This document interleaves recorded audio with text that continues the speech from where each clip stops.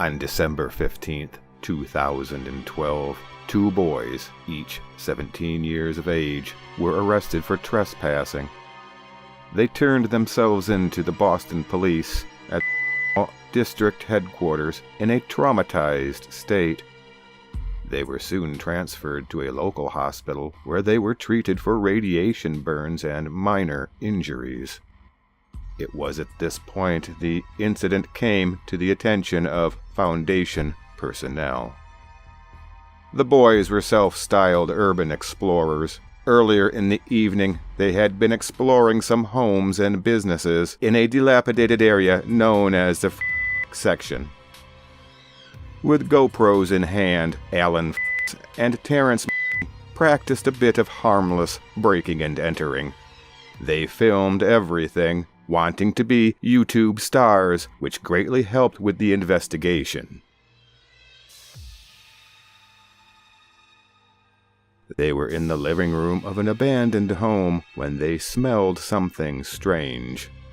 They described a faintly sweet odor with a hint of motor oil. It drew them to the basement, where they found a door.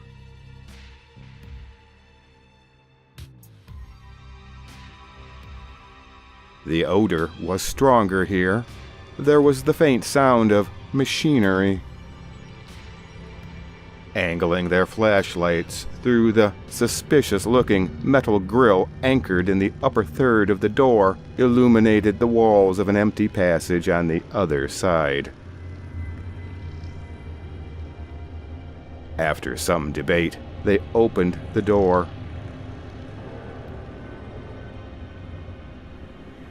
They went down the passage. After about 30 feet, it turned to the right, leading them to a room. The smell was stronger here, and the sound a little louder. While they discussed what to do next, something moved in the darkness. Cautiously entering the room, they found the source of the noise. Their flashlights revealed a small metal box. It was about 10 inches wide and almost 2 feet long. A wide metallic tread protruded from opposite sides of the box, and rivets lined the corners and edges of the squat, asymmetrical device. Its flat sides bore indicator lights, meters, and small switches. Along the angled top, oddly shaped hatches broke the smooth metal surface. It moved. The treads rotated. Dust ground under metal, and the thing crept forward about 6 inches. Then it paused. Then it moved again in the opposite direction until it reached the starting point, where it paused again. As the boys watched, it repeated this motion several times. For a moment all was still, and then Al stepped forward and pulled a large splinter out of the tread mechanism. Terry can be heard expressing concern. After a moment, the box, designated SCP-1461-B1, moved again, exiting the room. The boys followed. They found themselves in some kind of workshop packed with machinery. At the rear of the room was a long assembly line. Gears clicked, belts whirred, fluid gurgled through overhead pipes. This was the source of the sound they had followed. Most disturbing were the workers who tended this line. They looked like corpses that had been hollowed out and fitted with a variety of mechanical parts. Many of them had large glass jars of glowing green fluid in their abdominal cavities. Some of the jars had eyeballs in them and other objects floating about.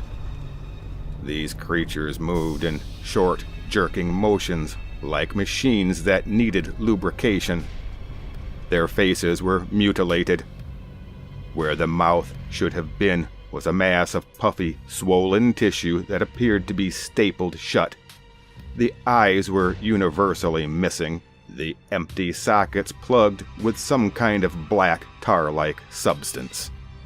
Their arms and hands were modified and featured a variety of saws, scythes, knives, hammers, and other implements.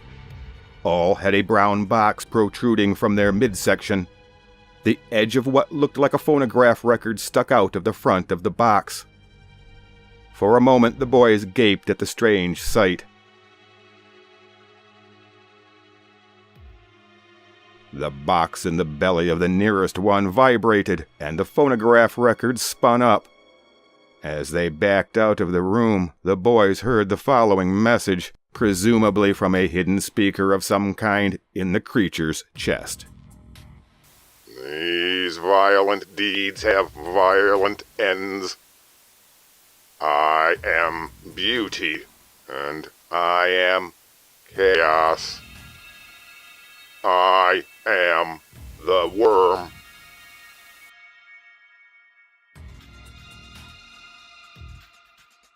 After a brief but terrifying flight, the two urban explorers escaped the sub-basement and exited the abandoned house. Al and Terry survived 3 days before succumbing to severe radiation burns. The location of the anomaly was identified and searched by Foundation personnel. The boys' video made identification of the house easy, but investigators found nothing in the cellar but a pile of moldy furniture. There was no door, and no indication of a door. There was no sign an opening in the brick walls had ever been made. Sections of wall were removed and the soil tested. There was unusual levels of radiation present, levels that were anomalous to the surrounding area. Though unusual, the radiation did not appear to be dangerous to humankind at the current level. The Foundation has moved forward under the working theory that there is a connection between this anomalous manifestation and SCP-1461, the House of the Worm. The property was purchased by the Foundation to facilitate containment and is continuously monitored. A man and a woman, Foundation agents codenamed Metro Family, maintain the location, which is currently designated SCP-1461-B. More information can be found in the latest SCP-1461 Addendum Material